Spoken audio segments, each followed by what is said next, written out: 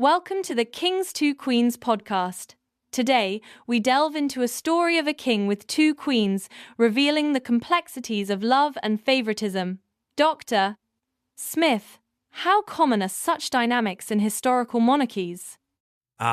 Fascinating question. Historically, monarchs often had multiple spouses to secure alliances and heirs. A notable example is Henry VIII, who famously had 6 wives. But it's not just about politics. Emotional favoritism was also prevalent, leading to court tensions. Interesting. However, some argue that favoritism is simply a human tendency, not confined to royalty. What do you think about that perspective?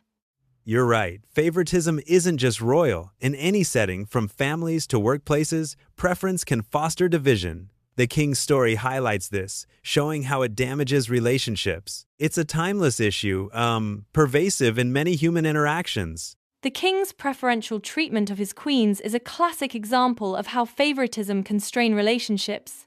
Could you explain how this dynamic affects those involved, Dr. Smith? Certainly.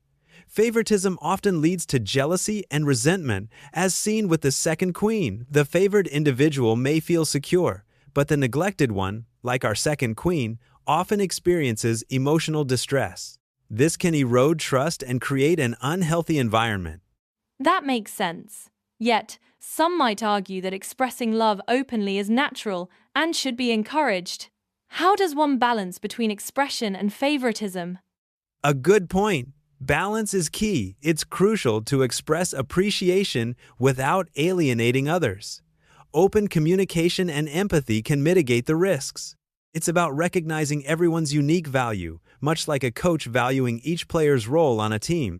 Now, the king's story takes a turn when he realizes his mistake and apologizes to the second queen. Dr. Smith, what does this tell us about the power of apologies in mending relationships? Apologies can be incredibly powerful, especially when sincere.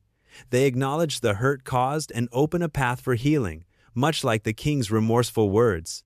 Interestingly, studies show that apologies increase forgiveness and reduce anger, promoting reconciliation. However, some argue that actions speak louder than words.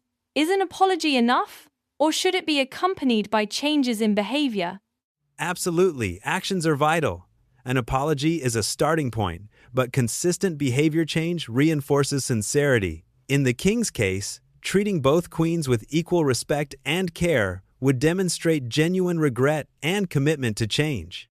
As we wrap up, what insights can we draw from the king's tale for our modern lives, Dr. Smith? Well, the story emphasizes the importance of equitable treatment in relationships. In today's world, whether at work or home, recognizing and addressing favoritism can foster healthier dynamics. It's about creating an inclusive environment where everyone feels valued. And what future developments might help mitigate favoritism in larger societal contexts? Great question.